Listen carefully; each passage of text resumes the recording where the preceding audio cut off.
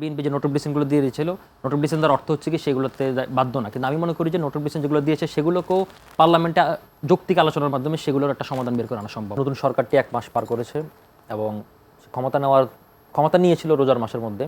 আমরা সবাই তো জানি যে রোজার মাসে দ্রব্যমূল্যের একটি বাড়তি, দ্রব্যমূল্য দামটা বেড়ে যায়, এটা একটা চাপ ছিল। শুরুর দিকে একটু দাম বেশি ছিল, পরবর্তী সময় সেটাকে নিয়ন্ত্রণে এনেছিল। তার পরবর্তী সময় ক্ষমতা নেওয়ার কিছুদিন পরেই একটা ইরান ইসরায়েল যুদ্ধ শুরু হলো এবং যে যুদ্ধটা এখনও চলমান। আপনি নিশ্চয়ই জানেন যে আমরা বাংলাদেশ 100% এলএনজি ডিপেন্ডেন্ট একটি কান্ট্রি। তো সে জায়গা থেকে আমাদের মজুদও খুব বেশি দিন রাখার সুযোগ নাই। তো সে জায়গা থেকে সরকার ভর্তুকি বাড়িয়ে সে জায়গা থেকে দাম না মানে জ্বালানি তেলের দাম না বাড়িয়ে এবং সংকট তৈরি না করে বরং বিকল্প ব্যবস্থা করে এই সমস্যারও সে কাটিয়ে উঠেছে এবং এটা একটা তার বড় অর্জন।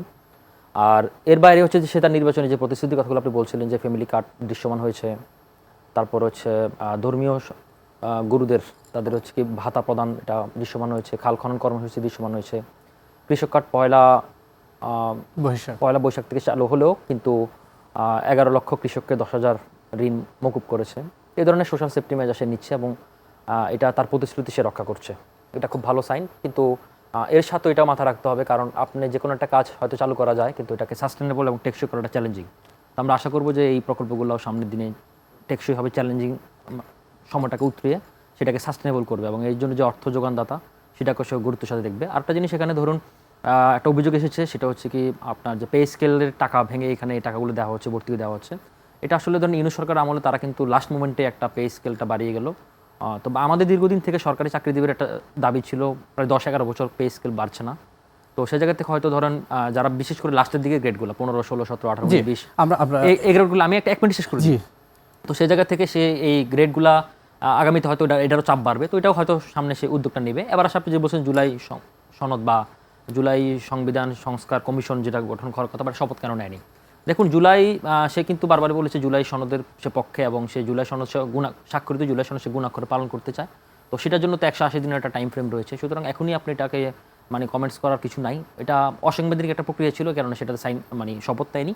এর বাইরে এটা যে শপথ না নেওয়ার কারণে যে সংস্কার হবে না ব্যাপারটা কিন্তু আসলে তা না, কারণ ওই যারা শপথ নিয়েছে তারাও কিন্তু মেম্বার অফ পার্লামেন্ট, অলরেডি বিএনপিরও যারা নেয়নি তারাও মেম্বার অফ পার্লামেন্ট। সুতরাং এটা একটা মিউচুয়াল আন্ডারস্ট্যান্ডিং, পলিটিক্যাল আন্ডারস্ট্যান্ডিংয়ের মাধ্যমে, এবং যেহেতু তারা এখন সরকারে রয়েছে তাদের উপর রেসপন্সিবিলিটি বেশি এবং আমরা মনে করি যে তারা এই জাতির সাথে জাতির বৃহত্তর স্বার্থে তারা ইতিমধ্যে বিরোধী দল তারা বলেছে যে রাজপথে নামবে এবং এটি সংসদে যদি সমাধান না হয় রাজপথের হুমকি ইতিমধ্যে কিন্তু দিয়ে দিয়েছে যে এটা তো সংসদেই সমাধান হবে। এটা তো আমরা গত 1.5 বছর ধরে বলে আসছিলাম যে এটা তো আর ফরেন সার্ভিস একাডেমিতে সমাধান হবে না, কিংবা আমি আপনার ফেসবুকে বা টকশোতে ওটাকে সমাধান করতে পারবো না। এটা সমাধানের জায়গাটা পার্লামেন্টই।